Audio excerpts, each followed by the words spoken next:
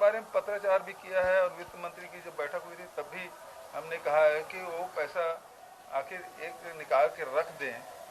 तो भाई मान लो स्वीकृत हुआ तो उसके बाद फिर उसके डीपीआर बनेगा, उसके टेंडर लगेगा, उसके बाद निर्माण होगा, तब भुगतान होगा। तो बहुत सारी ऐसी योजनाएं हैं जो साल 2 साल 3 साल 4 साल चलता है और सारे राशि की एक जगह डंप करके रख दो तो उससे न केंद्र का भला होना, राज्य का भला होना। और यदि वो खजाने में रहेगा उसका लाभ राज्य को भी मिलेगा। तो इसका तो हमने कहा कि इसमें संशोधन किया जाना चाहिए।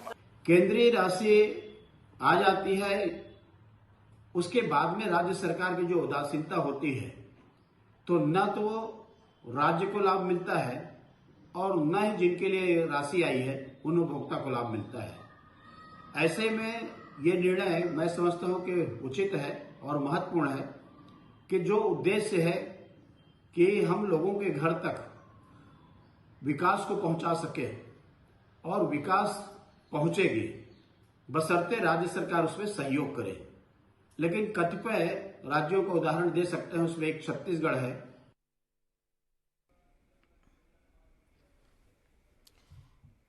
नमस्कार, मैं हूं मोहन तिवारी। आज के मुद्दे में आपका स्वागत है और आज का मुद्दा है राज्यांश को लेकर फिर तकरार। जी हां, हम आए दिन इस बात को सुनते रहते हैं कि राज्य सरकार और केंद्र सरकार के बीच इस बात को लेकर तकरार है कि किसी योजना में राज्य सरकार ने अपना अंशदान नहीं दिया या उस अंशदान को रोके रखा जिससे केंद्रीय योजना अधूरी है।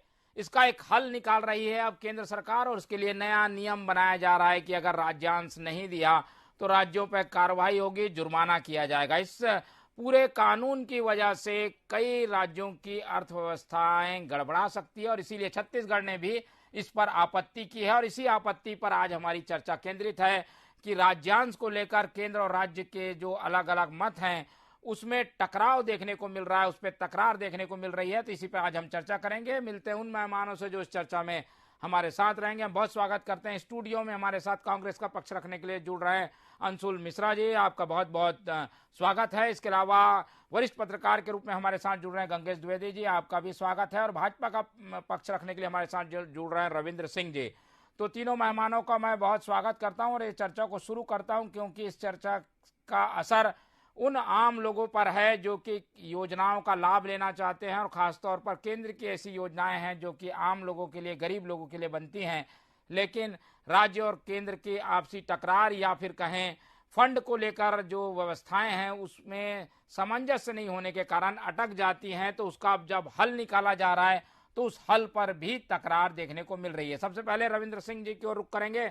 रविंद्र जी, नया नियम आप लोग बना रहे हैं लेकिन उन नियमों पर भी आपत्ति है। ऐसे में क्या लगता है, ये नए नियम भी लागू हो पाएंगे कि इस पे भी लड़ाई चलती रहेगी? नहीं, नियम तो बहुत अच्छा है, सकारात्मक नियम है, राज्य का विकास के लिए और क्षेत्र की जनता के विकास के लिए। अब जिनको विरोध करना है राजनीतिक दृष्टिकोण से तो विरोध करेंगे ही, और भूपेश बघेल जी विरोध करने में सर्वप्रथम रहते हैं, चाहे उसमें सकारात्मक। केंद्र सरकार ने एक चीज देखा, जब प्रधानमंत्री आवास योजना के लिए पैसा उन्होंने भेज दिया था और राज्य को अपना अंश भेजना था, छत्तीसगढ़ की सरकार को करीब 2200 करोड़ रुपया देना था, कभी नहीं दी उसने। अभी इसी कारण प्रधानमंत्री आवास योजना छत्तीसगढ़ में पिछड़ गई और उसको क्रियान्वित करने में हम लास्ट नंबर पे रहे क्योंकि राज्य सरकार ने अपना राज्यांश नहीं दिया। इसी तरह केंद्र सरकार ने सोचा कि जब वो पैसे दे रही है, पूरे देश को पैसे दे रही है, तो एक नियम बनाया जाए, राज्यों पे अनिवार्यता स्थापित किया जाए कि वो अपना राज्य अंश शुरुआत में दे दे। वो तो पहले देती है केंद्र, ताकि विकास प्रभावित ना हो। राजनीतिक दुर्भावनाओं से राज्य सरकारें ऐसा करती है और केंद्र के साथ सहयोग नहीं करती। इसके पहले हमने देखा 60-40 के रेशियो में पैसा आता था पहले, आज तो केंद्र सरकार अपना राज्यांश पहले भेज दे रही है। तो मुझे लगता है इस तरह के निर्णय जो है बहुत अच्छे हैं और भूपेश बघेल जी को इसका स्वागत करते हुए अपना पैसा देना चाहिए, क्योंकि ओल्ड पेंशन स्कीम में भूपेश बघेल सरकार केंद्र से पैसे तो मांग रही है, अपना राज्य अंश। अब अपना जब देने की बारी आ रही है तो उनको बहुत तकलीफ हो रही है, वो केंद्र का निर्णय का विरोध कर रहे हैं पूरी राजनीतिक दुर्भावनाओं से। क्या फायदा होगा इस नियम मुझे क्यों लागू करने की जरूरत पड़ रही है? ये नियम क्यों लागू कर रहे हैं आप लोग? इसीलिए प्रधानमंत्री आवास योजना जैसी योजना है जिसमें राज्य सरकारें अपना अंशदान नहीं दे रही है और छत्तीसगढ़ इसका सर्वोत्तम उदाहरण है, तो इसलिए इसको लागू किया गया। नियत और नीति साफ होना चाहिए, केंद्र की नीति भी साफ है, नियत भी साफ है, इसलिए वो बोल रहे हैं कि आप पैसा दे दो, मैं तो डाल ही देता हूँ अपना पैसा। आज जल जीवन मिशन में पैसा डाले हमें कितना दिन हो गया, राज्य सरकार डाल नहीं रही है। इसीलिए उन्होंने देखा केंद्रीय योजनाओं को राजनीतिकरण की जाती है, राजनीतिक कारण से राज्य सरकार अपना राज्यांश देती नहीं है, इसलिए केंद्र सरकार ने ऐसा नियम बनाया। हम संघ शासित राज्यों में है और राज्य को संघ की बात को मानना चाहिए, उसको सहयोग करना चाहिए। देश का, प्रदेश सबका विकास होगा। भूपेश बघेल जी को ऐसी नकारात्मक राजनीति कभी नहीं करनी चाहिए। चलिए, नकारात्मक राजनीति से बचना चाहिए। अगर कोई नियम बन रहा है तो उसमें समाहित होना चाहिए, लेकिन आपत्तियां कई लगाई है मुख्यमंत्री ने। कांग्रेस का पक्ष जान लेते हैं। कांग्रेस पर यह आरोप लगता है कि केंद्र की योजनाएं आती हैं उसमें अपना अंश ही नहीं देते, इस वजह से योजनाएं अधूरी रह जाती हैं, इसलिए यह नया नियम बनाया गया है। सर्वप्रथम तो आप सभी को इस न्यूज चैनल के माध्यम से हनुमान जन्मोत्सव की मैं बहुत बहुत शुभकामनाएं देता हूं। और इस अघोषित आपातकाल की स्थिति में देश के हुक्मरान ने, देश के डिक्टेटर हुक्मरान ने एक और पर्चा भेजा है और सभी राज्यों से यह कहा है कि आपको पैसा तो देना पड़ेगा। जब यही व्यक्ति एक प्रदेश का मुख्यमंत्री हुआ करता था तब वह देश के प्रधानमंत्री से कहा करता था कि महंगाई कम करो। आज देश का प्रधानमंत्री हो चुका है, आज वो राज्यों से कहता है कि महंगाई कम करो। इस प्रकार की देश में अघोषित आपातकाल लगा है। अब मैं आपको बता देता हूं कि समस्या कहां उत्पन्न होने वाली है। सरप्लस राज्य जो हैं आज हिंदुस्तान में वह तो ठीक है, लेकिन जो डिक्टेटर में काम करने वाले राज्य हैं उनके साथ समस्या आ जाएगी। जो इनका भौगोलिक रूप से छोटे राज्य उनके साथ समस्या क्या आ जाएगी, मैं उसको स्पष्ट कर देना चाहता हूं कि समस्या यहां उत्पन्न होगी कि आप किसी भी योजना का क्रियान्वयन करने होती राज्य से राज्यांश तो मांग लेंगे, और जब योजना का क्रियान्वयन नहीं होगा तो वह जो राज्यांश है वो कहीं ना कहीं पेंडिंग पड़ा रहेगा, और पेंडिंग पड़ा रहेगा तो वह खजाना से निकलता हुआ नजर आएगा। और जब खजाना से निकलते हुआ आएगा तो कहीं ना कहीं जो विश्व जगत से लोन मिलने की बात आती है किसी राज्य को या वर्ग विशेष को, वह लोन नहीं मिल पाएगा। सबसे बड़ी समस्या यहां पर उत्पन्न होकर आती है। और ये उन्होंने बहुत अच्छी बात कही अभी बीजेपी के प्रवक्ता ने कि जो भी राज्यांश होता था वो 40% होता था और देशांश जो होता था वो 60% होता था। महोदय, थोड़ा सा आपको और बता देना चाहता हूं, मोदी जी के आने के बाद यही राज्यांश 90% हो जाता है और देशांश जो है वो नॉमिनल 10% हो जाता है। तो यह अंतर स्पष्ट हो जाता है कि विकास किसको करना आता है और विकास के गाने गाना किसको आता है। तो मोदी जी को इस प्रकार का डिक्टेटरशिप की राजनीति लोकतांत्रिक देश में कम से कम करने तो नहीं दिया जाएगा, यह मेरा वादा है। लेकिन कई जगहों पर आप लोग अपना राज्यांश नहीं देंगे तो उसका रास्ता तो निकालना पड़ेगा। भाई, राज्यांश देने के लिए राज्य तैयार नहीं होते और इसीलिए एक नया नियम बनाया गया है। महोदय, राज्यों का राज्यांश देने के लिए राज्य तैयार क्यों नहीं होते, उसके पीछे का कारण यह उत्पन्न होता है कि विधि का विधान और संविधान के नियम और वित्तीय विभाग की नियमावली के अनुसार किसी भी योजना का क्रियान्वयन करने होती 60% और 40% का रेशियो तय हुआ है। यह संविधान में सर्वविदित है, आपको भी हमको भी पता है। लेकिन देश का हुक्मरान अगर आपसे उसी जगह 90% मांगे तो क्या इसका वाजिब विरोध करना उचित नहीं है? लोकतंत्र में हम रहते हैं, जमहूरियत में हम रहते हैं, सरप्लस हम राज्य है, यहां पर भूगोलिक हिसाब से छोटा हमारा राज्य है। तो और जबकि हमारा पैसा बचता है, चाहे वो जीएसटी का हो चाहे वह रॉयल्टी का हो, उसका पैसा देने के अवज में आप हमसे और पैसा मांगते हैं। आप किस प्रकार की यह राजनीति करने पर आमादा हैं? राज्य को जिंदा रहने के लिए आप कहीं ना कहीं उसके लिए उत्प्रेरक का काम करिए, ना कि दबाव काम करने के लिए उत्प्रेरक का काम करिए। यह अंतर स्पष्ट समझ में आता है कि एक डिक्टेटरशिप की राजनीति करने वाला व्यक्ति कैसा होता है और लोकतांत्रिक उन्मूल्यों पर राजनीति करने वाला व्यक्ति कैसा होता है। चलिए, ये तो रही कांग्रेस की बात। और कांग्रेस के पास सही में कुछ ऐसे नियम हैं या फिर कहें ऐसे पॉइंट हैं जिनके आधार पर वो आपत्तियां कर रही हैं। गंगेश जी की ओर एक बार रुक कर लेते हैं, फिर जवाब भी लेंगे रविंद्र जी से। गंगेश जी, ये बड़ी समस्या है केंद्रों के योजनाओं पर राज्यों का अगर गैर भाजपाई राज्य है या फिर ऐसा कहें कि केंद्र से अलग सरकारें हैं, वहां पर ये समस्याएं बार बार आ रही हैं। क्या ये नया नियम जो बन रहा है वो थोपा जा रहा है? क्या ये राज्यों पर अतिरिक्त भार बढ़ा देगा, इसलिए इसका विरोध हो रहा है? क्या लगता है इस तरीके के नए नियमों को कोई स्वीकार करेगा भी कि नहीं? मोहन भाई, नियम बन रहा है वो मेरे हिसाब से बहुत सही बन रहा है। ऐसा नहीं कि नियम कहीं गलत बन रहा है। देखिए, अगर अपन पिछले कार्यकाल में जाए जब यूपीए की सरकार थी तो उस समय केंद्र और राज्यांश का जो उस समय जो योजनाएं आई थी, जवाहरलाल नेहरू शहरी नवीकरण योजना तहत उस समय तो 80% केंद्र सरकार दे रही थी, राज्य का 20% ही हिस्सा रहता था उसमें, और उसमें सारे रिफॉर्म हमको रायपुर शहर उसमें शामिल हुआ था पूरे देश के 60 शहरों में से। उसके बावजूद वो रिफॉर्म आज तक पूरा नहीं हुआ है। उसकी वजह यह है कि कहीं ना कहीं राज्यों में इच्छा शक्ति की कमी रहती है, केवल पैसा मैटर नहीं होता है, तो अनुशासनात्मक ढंग से कहीं वही अनुशासनात्मक ढंग से कहीं ना कहीं समय पे राशि खर्च हो, योजनाओं पे खर्च हो और उसका आउटकम समय पे मिल जाए, जिससे सबसे बड़ी बात ये होती है कि अगर योजना डिले हो रही तो उसकी लागत भी बढ़ती चली जाती है। अगर बजट में प्रावधान है किसी खास, जैसे मकान के लिए मान लीजिए किसी बजट में प्रावधान है, तो वहाँ हर साल जो महंगाई बढ़ रही है, ईंट की, सीमेंट की, रेत की, गिट्टी की, तो वो महंगाई जो बढ़ती है उससे फिर क्वालिटी में कहीं ना कहीं फर्क पड़ने लग जाता है। तो ये भी बड़ी वजह है कि समय पे काम पूरे हो, तो उसके लिए ये पहले एक तरह से ठीक ही है, कोई बुरा नहीं है इसमें। हाँ, लेकिन मेन बात ये आती है कि जब ये जो लड़ाई होती है कि केंद्र की जीएसटी का पैसा हो गया, चूंकि क्षतिपूर्ति का पैसा हो गया, बहुत सारी जो राशियां ऐसी होती है जो जिसका एक बड़ा हिस्सा केंद्र को जाता है और केंद्र को उसको वापस राज्य को लौटाना होता है। जब वो राशि नहीं आती तो उसको लेकर राज्य हल्ला मचाते हैं, लेकिन राज्य सरकारें ये बात भूल जाती हैं कि जो उनकी प्राथमिकता की योजनाएं हैं उनको तो पूरा करती है समय पर। जैसे धान खरीदी में कोई कोताही नहीं हो रही है क्योंकि उनकी प्राथमिकता की योजनाएं थी, लेकिन केंद्र की योजनाएं हैं उसमें कहीं ना कहीं देरी हो रही है। जल जीवन मिशन को 2023 में कंप्लीट करना था, मुझे लगता है अभी आधा भी काम नहीं हुआ है, जबकि कई राज्य, बिहार जैसे वो राज्य।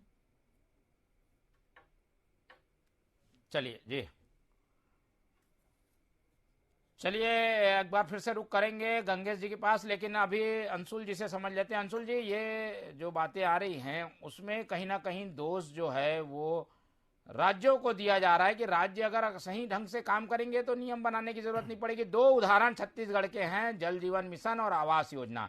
इन दोनों को लेकर उंगलियां उठ रही है, बार बार कहा जा रहा है कि आप लोग अपना अंश दे क्यों नहीं रहे, और देंगे नहीं तो राज्य के लोगों को ही जो योजना का लाभ मिलना चाहिए वो नहीं मिलेगा। इन दोनों योजनाओं में देरी की वजह क्या है? बहुत उम्दा तरीके से मैं स्पष्ट कर देना चाहता हूं, जो हिंदुस्तान होता है वो पृथक पृथक राज्यों के समायोजन से जब पूरा संपूर्ण हिंदुस्तान बनता है, पहली बात। दूसरी बात, हर राज्य की जो कंडीशन होती है वह कहीं कहीं अलग होती है। पर्यावरण के अनुसार तो जलवायु अलग अलग हो जाती है साहब, भाषा शैली के अनुसार तो अलग अलग हो जाती है। फिर तो यहां पर वित्तीय विभाग की यहां पर बात चल रही है। आपने उम्दा प्रश्न उठाया कि जल जीवन मिशन के अनुरूप हम पैसा क्यों नहीं दे रहे हैं और आवास के अनुरूप हम पैसा क्यों नहीं दे रहे हैं। तो 2022 में जल जीवन मिशन को पूर्ण करने की जो मोदी जी ने जिम्मेदारी ली थी, जिम्मेदारी तो यह भी ली थी कि 2022 में किसानों की आय को हम दुगना कर देंगे, लेकिन किसानों की आय आज कितनी दुगनी हो चुकी है आपको और हमको पता है। इसके उलट किसानों की जो आवक मूल्य है वह कहीं ना कहीं 2.5 गुनी से ज्यादा हो चुकी है, एक बात। दूसरी बात, जो आवास योजना का आपने बात कहा, तो जो सिस्टम चला आता था, विधि का विधान, संविधान का नियम चला आता था, 60 और 40% के रेशियो पर काम हुआ करता था। लेकिन आज केंद्र सरकार फिर से यह वही डिक्टेटरशिप की राजनीति करती है और फरमान यह जारी करती है कि 90% राज्यों को देना पड़ेगा और 10% केंद्रों को देना पड़ेगा। तो कहीं ना कहीं आवास को मैं स्पष्ट कर रहा हूं, उसको देना पड़ेगा। जब हम उसका विरोध करते हैं तो कहीं ना कहीं भी उसके बीच का रास्ता वह निकालते हैं। जब बीच का रास्ता के लिए हम उसमें समर्थन देते हैं तो वह उस राशि को फिर से अटका देते हैं। तो ये जो दोहरे चरित्र की राजनीति होती है वो कहीं ना कहीं राज्यों के लिए वो बहुत घातक सिद्ध होती जाती है। चलिए, और जीएसटी का पैसा आज भी लंबित है हमारा, रॉयल्टी का पैसा आज भी लंबित है हमारा, जो जेजेएम में और आवास योजना में हमें जो पैसा भरना है उससे कई गुना ज्यादा, तो 6,500 करोड़ से ज्यादा तो हमको आज सिर्फ जीएसटी से लेना है। वह पैसा हमारे लौटा दें, कल पैसा ले दें, बात खत्म हो जाती है। चलिए रविंद्र जी, ये जो बातें कह रहे हैं कितना इसमें दम है? ये कह रहे हैं कि राज्यों का अंश बढ़ गया इसलिए राज्यों को थोड़ी तकलीफ हो रही है, ऐसा है क्या? आवास योजना में खास जी जो बोल रहे थे ना, विधि का विधान और संविधान का नियम, ये सुनने में अच्छा लगता है, उपमा में अच्छा लगता है। सुन लीजिए अंशुल जी, कहीं पर भी विधि का विधान और संविधान में ये रविंद्र जी ने कहा है, मेरा उसमें समर्थन है, अंतर होना चाहिए। आप मुझे बता दीजिएगा, भारत में शासन 3 तरह से होता है, केंद्र सूची, राज्य सूची और समवर्ती सूची के अनुरूप, और अलग अलग केंद्रीय वित्तीय अनुशासन के लिए आयोग बनता है। सरकारी आयोग ने रिपोर्ट दिया था 60-40 का रेशियो का। आप एकदम गलत व्याख्या कर रहे हैं। नीति आयोग ने कहा था, आपने कहा है अभी विधान, अरे नीति आयोग ने कहा था, आपने कहा है कि 60-40 का रेशियो बनता है किसी भी योजना में, आपने स्वयं ने कहा है, मैं उसमें समर्थन दे रहा हूं आपका। पहली बात तो सुन लीजिए, करते हो बोल रहे हैं ना, कभी भी संविधान ने दायरा तय नहीं किया। केंद्र का प्रतिशत 90 होगा, राज्य का 10 होगा, और आपको आश्चर्य होना चाहिए। लेकिन केंद्र संविधान ने ये भी तो दायरा तय नहीं किया है कि रातों रात फरमान आ जाएगा। संविधान ने ये भी दायरा नहीं तय किया है कि जीएसटी का पैसा कभी वापस नहीं आएगा। 50% राज्य को देना, 50% केंद्र को देना, और आप यार बैठ के रविंद्र जी नहीं, आपका क्या कहना है कि क्या 90% देना है क्या नहीं है, ऐसा कोई है क्या नियम? करने बैठेंगे तो एक उतर के ही होगा। सर ये उतर की बात ही नहीं है सर, आप ही की बात को मैं पकड़ कर बैठा हूँ। यहाँ पे कोई समस्या की बात ही नहीं है। उदाहरण है, संविधान ने यह दायरा भी तय नहीं किया है कि राज्यों का जो अधिकार होता है उसको छीन लेना। आप जैसी संविधान ने ये भी तो कारण भूपेश बघेल जीएसटी सरकारों के कारण तो अपने प्रधानमंत्री नाम जुड़े करके मैं पैसा नहीं दूंगा बोलते हैं, किसमें आवास योजना में। इस कारण केंद्र को बनाना पड़ा, और यदि राज्यों का विकास और देश के विकास करने के लिए वित्तीय अनुशासन के लिए एक बड़ा पत्र बनाना पड़ेगा। यदि निर्देश जारी करना होगा तो करेंगे। आप एकदम गलत बोल रहे हैं। नरेंद्र मोदी के राजनीतिक रूप से डिक्टेटरशिप, तानाशाही, क्या तानाशाही होती है मैं बताऊं आपको। जब इलाहाबाद हाई कोर्ट से हारी थी ना इंदिरा गांधी, सुप्रीम कोर्ट में निर्णय था तो लोकसभा, राज्यसभा और राज्यों से अपने विधेयक पारित करके अपने विधान से अपने प्रधानमंत्री के निर्वाचन, उनकी सदस्यता समाप्त कर दी जाती है, उनका माइक बंद कर दिया जाता है, उनका आवाज छीन लिया जाता है उनके ऊपर, जिन्होंने आरोप लगाते हैं इसको डिक्टेटरशिप कहते हैं। महोदय राहुल गांधी से इतना क्यों डरते हो आप लोग? मुद्दों पे बात क्यों नहीं करते हो आप? जीएसटी क्षतिपूर्ति का पैसा क्यों नहीं देते हो आप? पूरे देश की राजनीति क्यों नहीं देते हो आप? ये डिक्टेटरशिप जिसके लिए लागू होगा केवल भूपेश बघेल जी विरोध करेंगे। आप बता दीजिए, प्रधानमंत्री आवास योजना में दुनिया भर की बात करो, पैसा क्यों नहीं दिया? जल जीवन मिशन में क्या पर्यावरण आ गया? आप पूरे राज्य के लोग गाँव को ये बता मिलना है। पर्यावरण बाजू के राज्य ने, क्योंकि आपको पैसा देना नहीं है। और जीएसटी पे सुन लीजिए, छत्तीसगढ़ को पैसा मिलता था उसका 30% राज्य ज्यादा, राज्य केंद्र है ना। जीएसटी का कलेक्शन महाराष्ट्र और महाराष्ट्र के बाद छत्तीसगढ़ को पर्याप्त मात्रा में मिल रही है। अंशुल जी आप गलत व्याख्या कर रहे हैं, मुझे लगता है। क्या कर रहे हैं मुझे रविंद्र जी, आज आपका स्थापना दिवस है, उसकी बहुत बहुत शुभकामनाएं देता हूँ।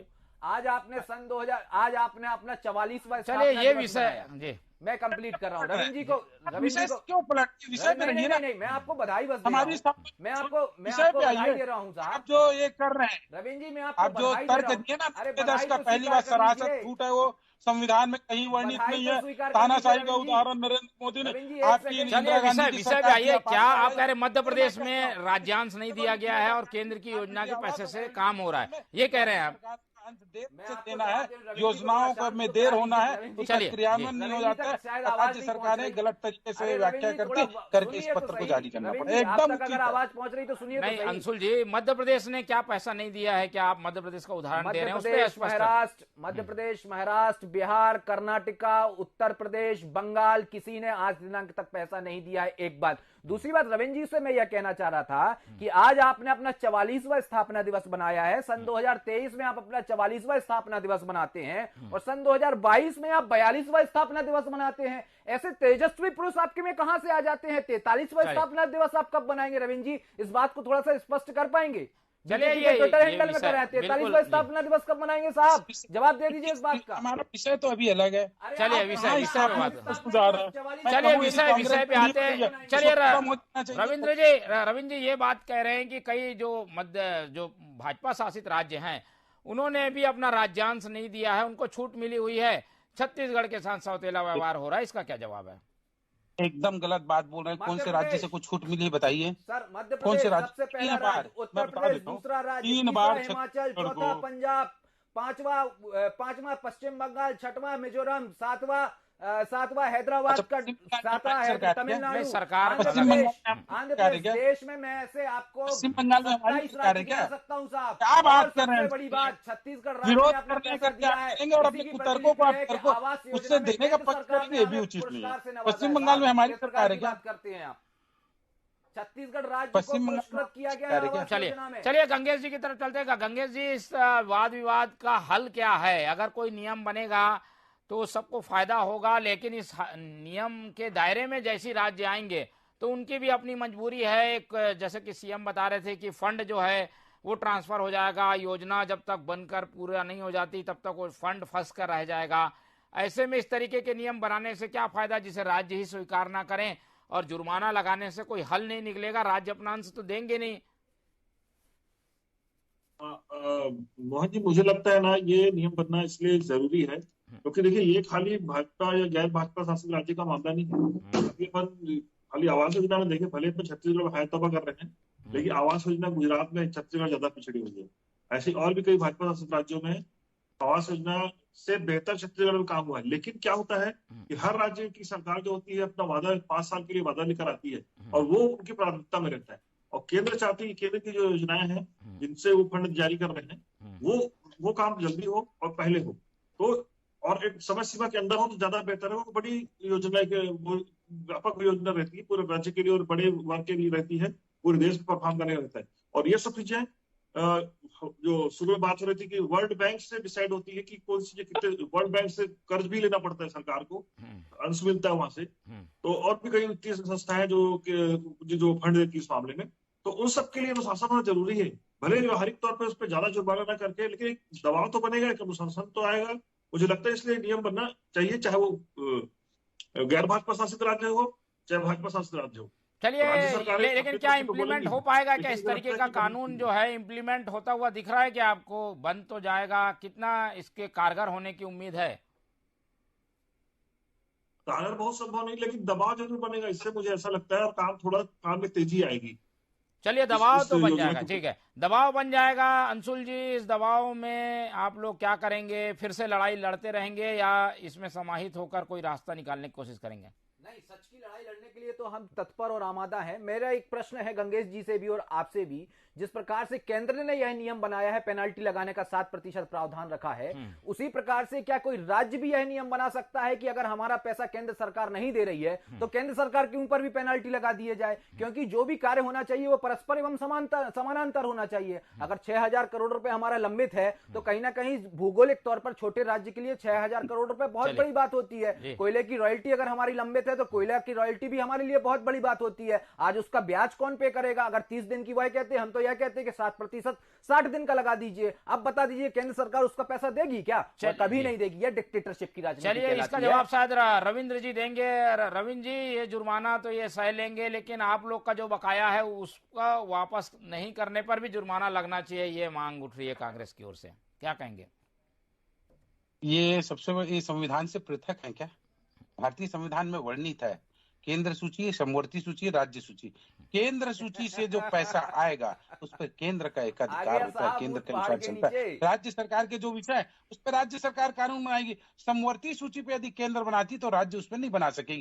केंद्र सूची के अनुसार यदि केंद्र पैसा दे रहा है तो वो तो पेनाल्टी करेगा ना। राज्य के अंदर कोई कार्य होगा तो हम ये करेंगे क्या? हम इनके जीएसटी को रोकते हैं क्या? बिल्कुल उसको उचित समय पे देते हैं। ये इनकी तानाशाही और अजीब सी बात करते हैं ये कि पेनाल्टी लगाए केंद्र पे। अरे केंद्र का जो संबंध होता है भारत के टीमों के तहत होता है। अंशुल जी, समझ लो पहले कि राज्य को लगाने हो गया तो 28 राज्य दुर्भावनापूर्ण लगाने लगे ना, तो केंद्र संघ और राज्य का परस्पर संबंध समाप्त हो जाएगा।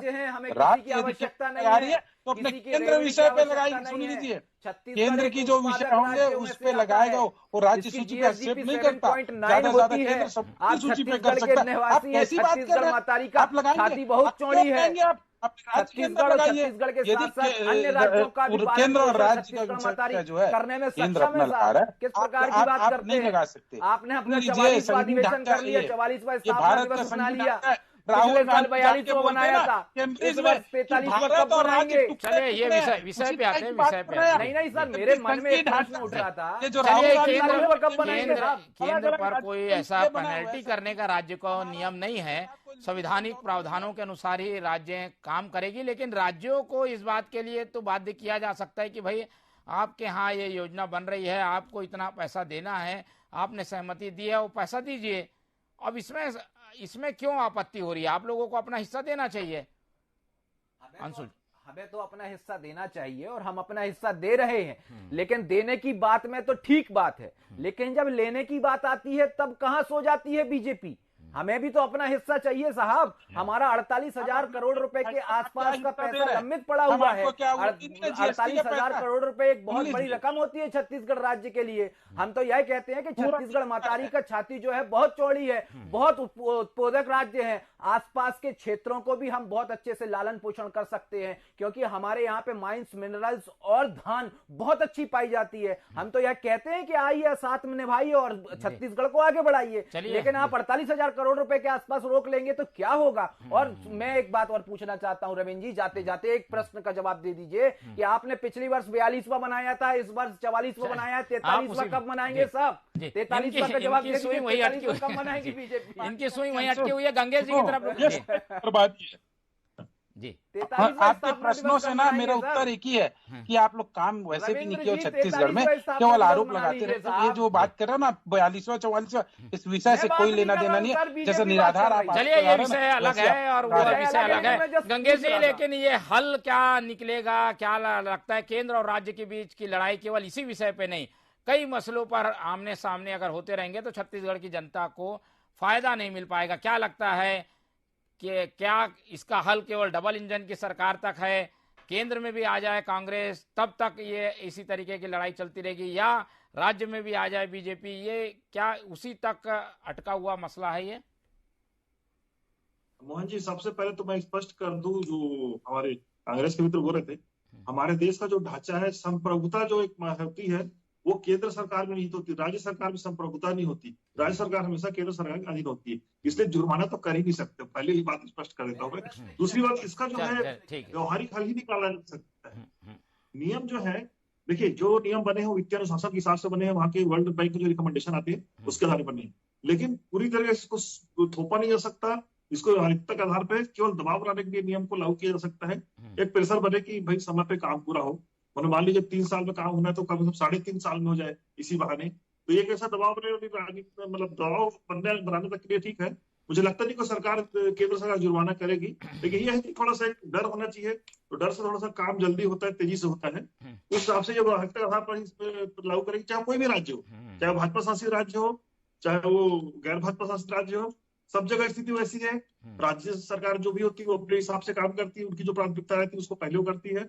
लेकिन यह है कि थोड़े से वित्तीय अनुशासन बनाने के लिए ये नियम बनेगा तो थोड़ा दबाव बनेगा। चलिए, कानून इसीलिए बनते हैं ताकि कड़ाई बरती जाए, और इस तरीके के कानून केवल छत्तीसगढ़ के लिए नहीं बन रहे हैं या कोई गैर भाजपाई सरकार के लिए नहीं बन रहे, इसमें भाजपा के सरकार के लोग भी दायरे में आएंगे, और जो नाम आप गिना रहे थे उन पर भी जुर्माना लग सकता है। ऐसे में तो ये कानून बहुत अच्छा है। एक एक करके एक मिनट के समय में हम ले लेते हैं। अंशुल जी, सब लोग दायरे में आएंगे और सबके लिए नियम है, आप लोग ही केवल इस पर आपत्ति नहीं कर रहे हैं या आप लोग ही इसके दायरे में नहीं आ रहे हैं। मैं तो सिर्फ एक लाइन कहूंगा कि अभी तो दिन है महोदय, रात बाकी है, हम तो स्वयं बदनाम हो जाएंगे। लोकतंत्र का एक बार नाम तो हो जाने दो साहब। मैं तो यह देखना चाहता हूं कि कौन दायरे में आएगा, कौन दायरे में नहीं आएगा। मैं तो यह भी देखना चाहता हूं कि 7% जो लगाने वाले हैं वो कांग्रेस शासित पर सिर्फ लगेगा कि बाकी अन्य राज्यों पर लगेगा। साहब, आज दिनांक तक में जो केंद्र का डंडा चला है वह सिर्फ कांग्रेस शासित राज्यों में चला है, बीजेपी शासित राज्यों में नहीं चला। इसके 1000 नंबर ऑफ उदाहरण है। जिस प्रकार से उन्होंने 42वां बनाया और आज 44वां बनाया, 43वां कब बनाया बता के जाएंगे। 43वां कब बनाएंगे रविंद्र जी, ये बता के सबके लिए कानून है। छत्तीसगढ़ आपत्ति कर रहा है, कई राज्यों की और आपत्ति भी होगी। क्या इसमें कुछ और बदलाव भी हो सकता है या कुछ सुविधाजनक रूप से नियम बदले जाएंगे? आज तो हनुमान जयंती है, उसकी एक लाइन रामायण की चौपाई का मैं कह देता हूँ, भय बिनु होत न प्रीत।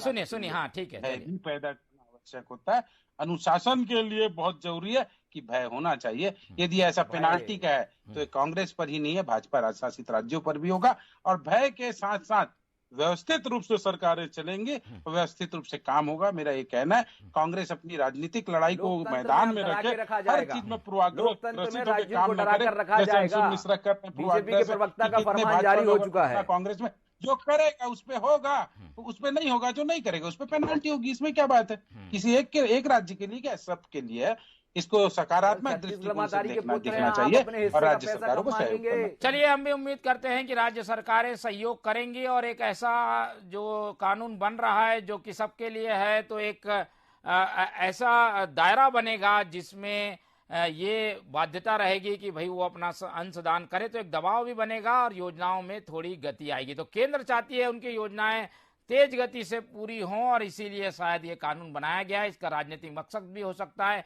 या किसी को राजनीतिक नुकसान भी हो सकता है, लेकिन इन सब के बीच जो लोगों को फायदा है वो शायद होगा, शायद इसीलिए ये कानून बनाया गया। हमारे साथ जो मेहमान जुड़े, गंगेश जी आपका बहुत बहुत धन्यवाद, अंशुल जी आपका भी धन्यवाद, रविंद्र जी आपका भी धन्यवाद। तो तीनों मेहमानों का मैं बहुत धन्यवाद करता हूं और उसके बाद हम उम्मीद करते हैं कि राज्य और केंद्र की ये लड़ाई जो हर गाहे बगाहे हमें देखने सुनने को मिल जाती है, हर मुद्दे पर अलग राय देखने को मिलती है, वो खत्म हो और एक ऐसा रास्ता निकले जिससे जनता का भला हो। इसी बात पर, इस फाइनल नोट पर आज हम इस चर्चा को खत्म करते हैं। आप मुझे दीजिए इजाजत, देखते रहिए TV24।